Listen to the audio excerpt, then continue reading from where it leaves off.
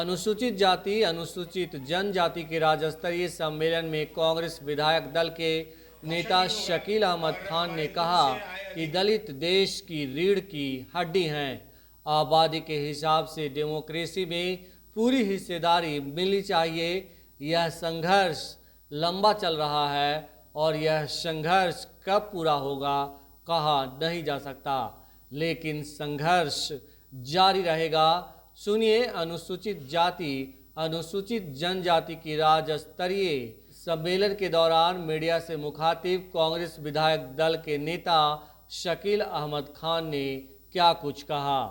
एक तो दलित समाज इस देश की रीढ़ की हड्डी है और दलित समाज, वंचित समाज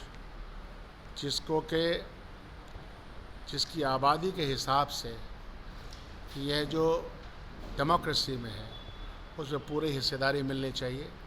ये एक लंबा संघर्ष है जो चल रहा है और ये संघर्ष कब पूरा होगा वो मुझे नहीं मालूम, लेकिन संघर्षों को जारी रखने की आवश्यकता है। जितने भी डिमांड्स हैं उस डिमांड्स को पूरा करने के लिए जो सरकारों को करना चाहिए वो नहीं हो पाता है। कई कारण उसके हो सकते हैं, लेकिन सामाजिक न्याय और सामाजिक एकता का नारा खोखला रह जाएगा जब तक कि इतने बड़े समाज को, जिसको कि हिस्टोरिकली सताया गया, तारीख़ी तौर पर उसको परेशान किया गया, जो जाति व्यवस्था में परेशानी रही। और इसीलिए तो संविधान निर्माताओं ने, गांधी जी ने, नेहरू जी ने, अम्बेडकर ने, मौलाना आज़ाद ने, पटेल ने, पूरी कांग्रेस की व्यवस्था फ्रीडम स्ट्रगल में भी और उसके बाद भी यह रही कि आहिस्ते आहिस्ते इन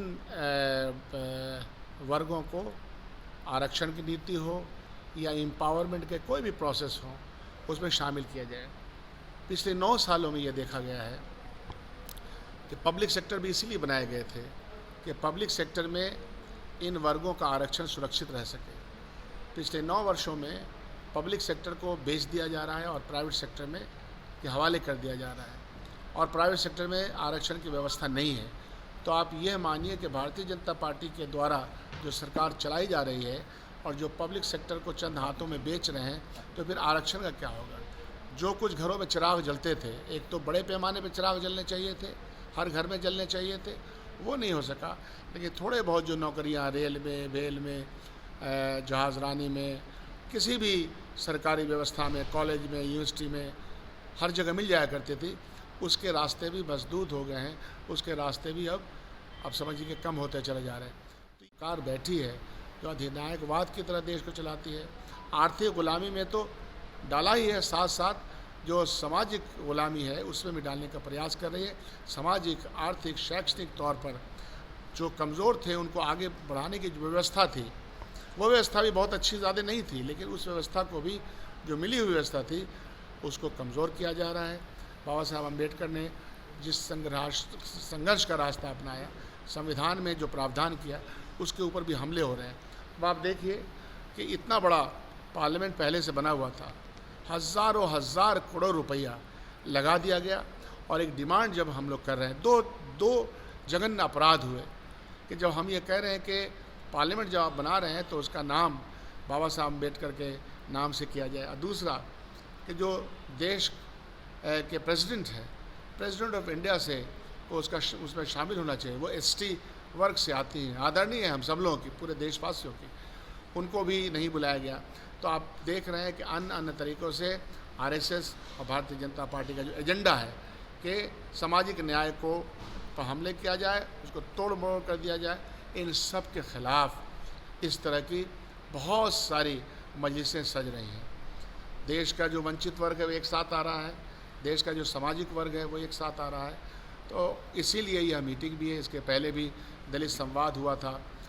2 दिन पहले जो देश के पैमाने पे जो चुनौती तमाम विपक्षी दलों के नेताओं ने पटना में आकर स्वीकार की है, फिर शिमला में बैठक है, तो ये सब रास्ते बनाते हैं उन दिनों की तैयारी में लगे हुए जो 2024 में आएगा, जिसमें भारतीय जनता पार्टी और उसकी आइडियाज़ की हार होगी।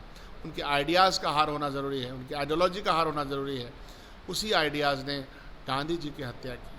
तो ये लोग तो गोडसे का बनाना चाहते हैं। हम अम्बेडकरवादी लोग अम्बेडकर के संविधान को चाहते हैं कि अम्बेडकर संविधान लागू हो। ये गोडसे की मानसिकता से देश को चलाना चाहते हैं। यह संघर्ष है। विपक्षी एकता के बाद मंत्रिमंडल की विस्तार होगा, दो मंत्री पद। अभी तो परसों ही वो मीटिंग ख़त्म हुई है। अभी सारे नेता अपने अपनी जगह पहुँचे भी नहीं हैं। वो चीज़ें सहजता से हो जाएंगी, चिंता नहीं करना। सर, राहुल गांधी के आने के बाद कांग्रेस कार्यकर्ताओं में उत्साह दिख रहा है, खासकर जो यूथ कांग्रेस है। तो संगठन को और मजबूत करने के लिए आप लोग की क्या रणनीति है? जो पुराने हम लोग, मैं या प्रदेश अध्यक्ष या पूरे कांग्रेस के जिला अध्यक्ष, इन सब की मीटिंग डे आफ्टर हर रोज़ होती चली जा रही है। कल भी अध्यक्ष जी कुछ और ज़िले में थे, कल मैं दरभंगा के रास्ते पर रहूँगा, कल ही मैं कटिहार में था। तो हर रोज़ मीटिंग, मिलना जुलना, और ये जो चैलेंज है, आज का जो चैलेंज है, आज का जो पस मंज़र है, हम सब लोग उसके बारे में लोगों को आह्वान भी कर रहे हैं, लोगों को इकट्ठा भी कर रहे हैं। विपक्षी एकता के लिए कांग्रेस का मजबूत होना जरूरी है, तो संगठन और कांग्रेस पार्टी अपने नेशनल दायित्व को, अपने फ़र्ज़ अव्वलीन से कभी भी पीछे नहीं हटती है और अभी भी नहीं हटेगी। कभी नहीं, कभी नहीं, एकदम नहीं। ये बिल्कुल सवाल ही ठीक नहीं है। भीमराव अंबेडकर जी का योगदान देश के आज़ादी की लड़ाई में, देश के जो वंचित वर्ग है, जो सामाजिक तौर पर पिछड़ा वर्ग हो गया, जिसको सदियों से गुलामाना तौर पर बर्ताव किया गया, उन सब के बातों को आगे बढ़ाना और शिक्षा के क्षेत्र में जो इन्होंने काम किया, एक महत्वपूर्ण स्थान उनका था और उनको चेयरमैन बनाया गया।